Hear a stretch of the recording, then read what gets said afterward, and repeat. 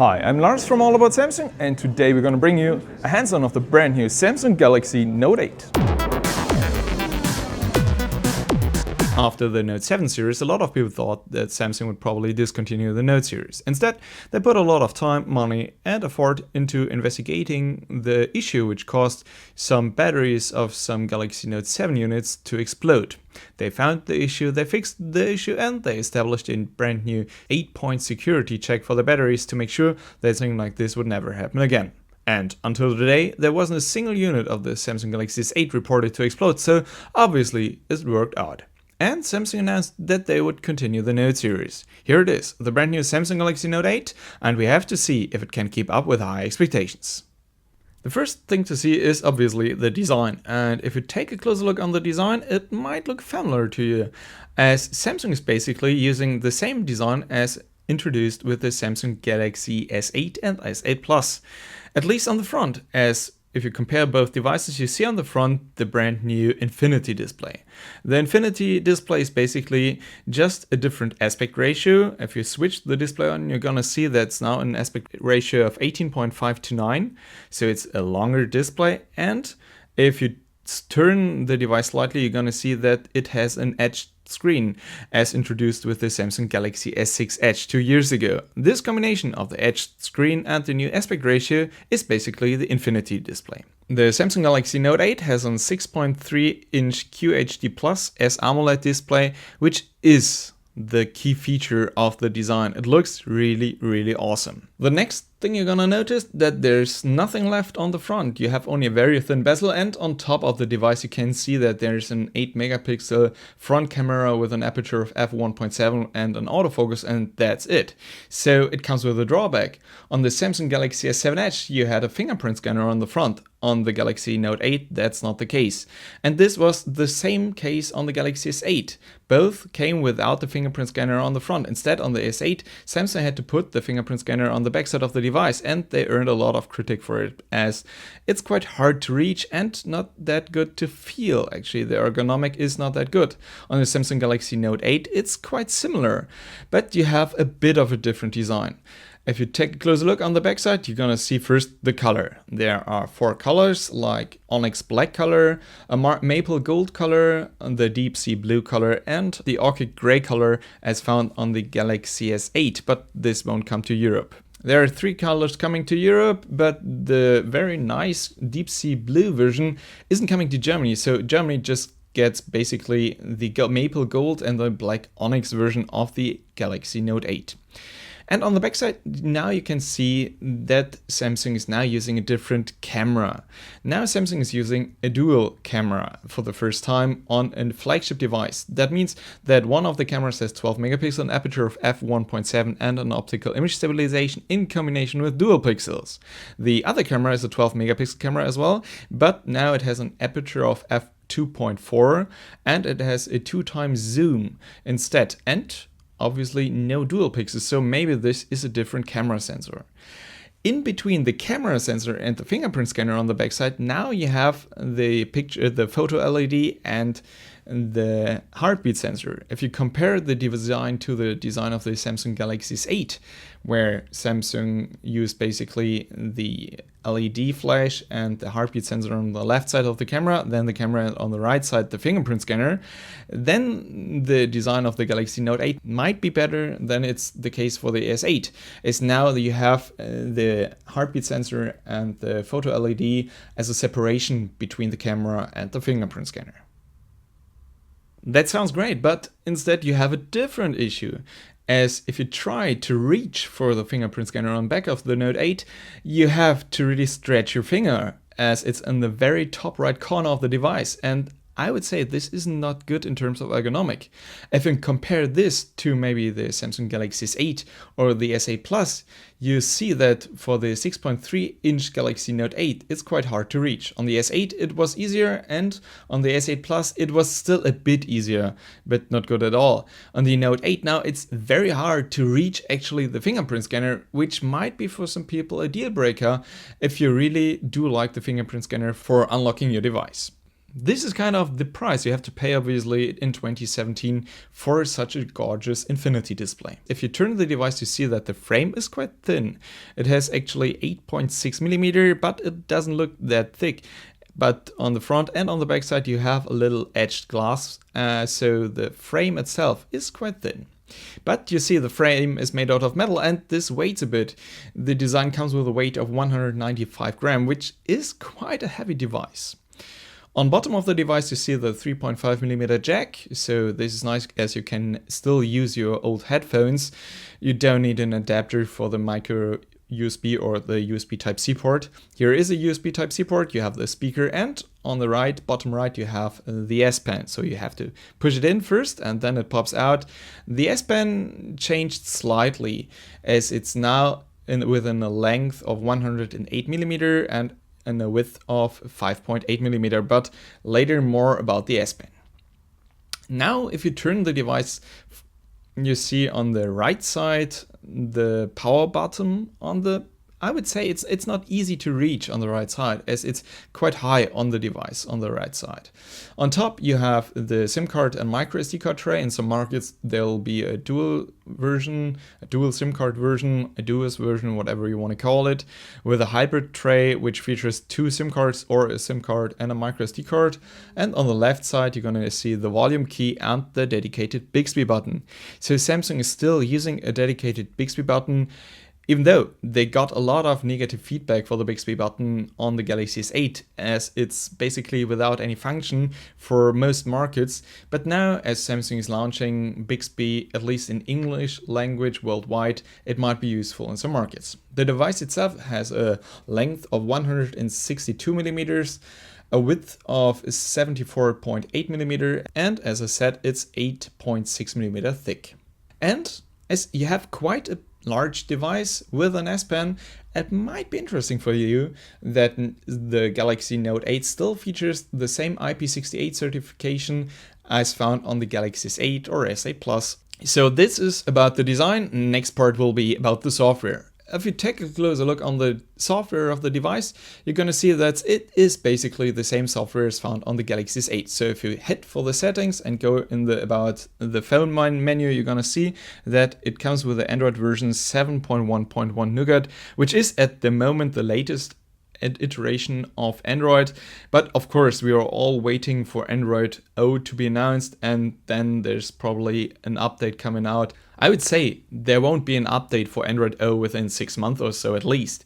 So you have to wait for an update, as this is normally the issue with Android. But the rest of the UI looks quite similar as in comparison with the Galaxy S8. So if you drop down the notification bar, you see some quick toggles. You can swipe the toggles to the right. You can swipe up the whole screen to get the app drawer with all the apps included on the Galaxy S8. And yeah, this is basically the same software as found on the Galaxy S8. So there's nothing special if you go to the dialer or so. It's nicely designed. So I would say Samsung didn't have to change anything over here, as the software on the Galaxy S8 was quite nice actually, if you compare it to a previous version of TouchWiz or so. Of course, it's more interesting to see what's under the hood of the Galaxy Note 8. So if we head to CPU-Z, you're gonna see that it's still an Exynos 8895, which came in the Galaxy S8 and S8 Plus as well. There is another version of the Galaxy Note 8 coming with a Snapdragon 835, but we are talking about the Exynos version right now, and it has the Exynos SoC in combination with the Mali G71 GPU. You have 6GB of memory, it's LPDDR4, and you have 64GB of UFS 2.1 storage, which is expandable, so you can use a microSD card to expand your storage.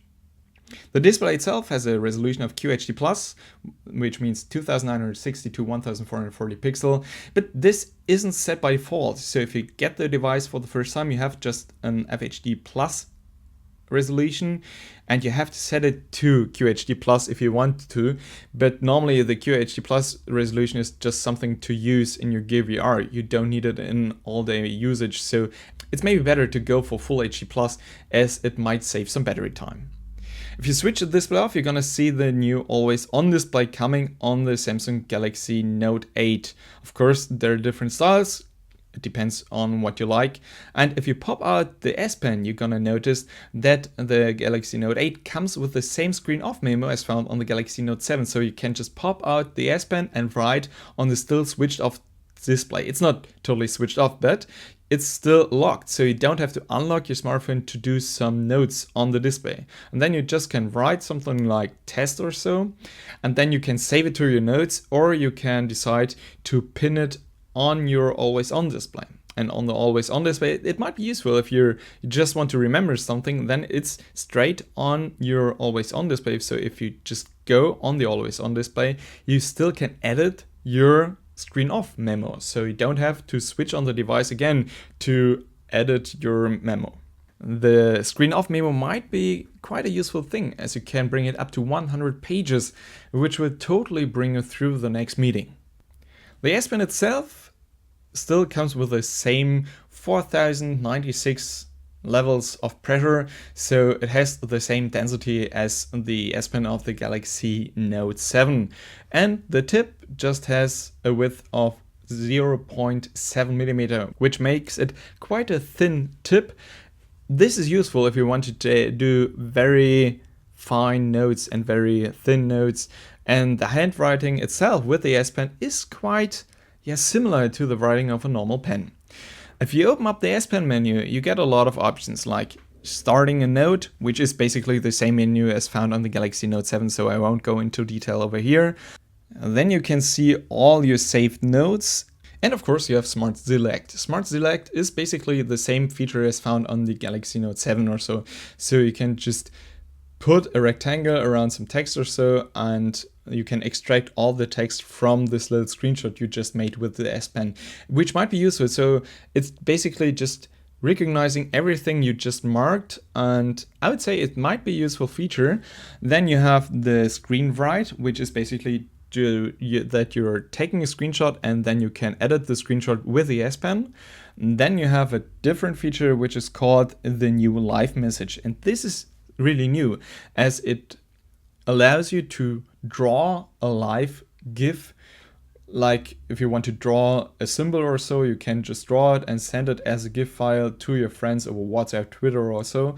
Or you can just draw the way into Google Maps or so and send the GIF of the way you just described to your friends over WhatsApp or so. So this might be useful, even though this is totally not a big deal at all. And you have a scrolling option through the whole S Pen menu, which is new.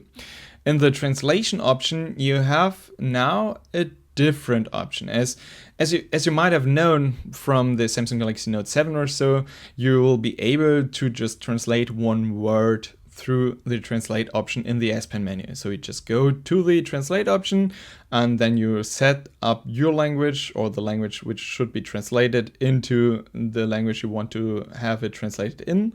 And then you just go with the S Pen over the word, like here with English to German, and then you go with the S Pen over the word and it'll translate it through Google Translate.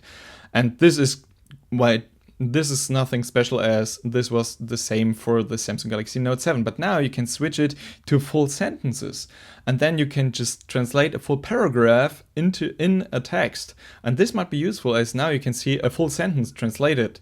So this might be really useful, even though if you translate a sentence through Google Maps, through Google Translate, it's not perfect at all. One thing is to say is there is a feature where you can notice the Galaxy Note 7. If you go to the ZPU-Z and you see the battery, you have to say that it has just 3300 milliamp, which is 200 milliamps lower or less powerful than the Samsung Galaxy Note 7 was. And this is because on the Note 7 you had a very aggressive battery design. Now on the Galaxy Note 8, Samsung probably just went for a more secure version of the battery.